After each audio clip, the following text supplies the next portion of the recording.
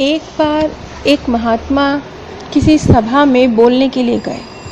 उस सभा में बहुत से 400-500 लोगों की भीड़ एकत्रित थी, लेकिन वो महात्मा आए और बिना कुछ बोले ही चले गए। अगले दिन उस भीड़ में से लगभग 500 की भीड़ में से 250 लोग ही बाकी रह गए। अगले दिन भी महात्मा आए और अगले दिन भी उन्होंने 250 लोगों की तरफ देखा, मंच की तरफ बढ़े, लेकिन बिना कुछ बोले चले गए। तीसरे दिन फिर वो महात्मा उस सभा में आए। इस बार 100 लोग ही बाकी बचे थे, सभी लोग जा चुके थे।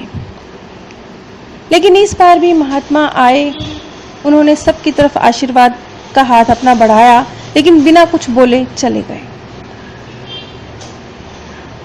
इसी तरह से चौथे दिन फिर महात्मा उसी सभा में आए। आज उस सभा में सिर्फ 10 लोग उपस्थित थे, यानी 5 दिनों में उन 500 में से सिर्फ 10 लोग रह गए थे जो उन महात्मा को सच्चे दिल से सुनना चाह रहे थे। 5वें दिन महात्मा आए, उन 10 लोगों को उन्होंने ज्ञान दिया और वो 10 के 10 लोग महात्मा जी के साथ हो लिए। अपना सब कुछ त्याग के ज्ञान की मार्ग की ओर बढ़ गए। यदि आप सचमुच सत्य में किसी चीज को हासिल करना चाहते हैं तो कोई भी मुश्किल हो, कितने भी लोगों की भीड़ हो, आप उसमें से भी अपना रास्ता निकाल लेंगे और उस मोती को जो आप पाना चाहते हैं उसे पा लेंगे।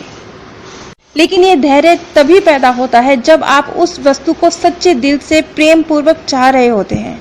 अन्यथा 500 लोगों की भीड़ की तरह हम सभी उस चीज की चाहत को छोड़ देते हैं तब तक जब तक वो चीज हम सच्चे दिल से धैर्य के साथ नहीं चाहते हैं। आप जो कुछ भी हासिल करना चाहते हैं उसके लिए आपको उन 10 लोगों की श्रेणी में आना होगा, ना कि उन 500 लोगों की भीड़ में। आप सभी पर परमात्म सौंदर्य, प्रेम और आनंद सदैव बरसता रहे। आप सभी दिव्य परम धाम में स्थान प्राप्त करें। एक बार एक महात्मा किसी सभा में बोलने के लिए गए। उस सभा में बहुत से 400-500 लोगों की भीड़ एकत्रित थी, लेकिन वो महात्मा आए और बिना कुछ बोले ही चले गए।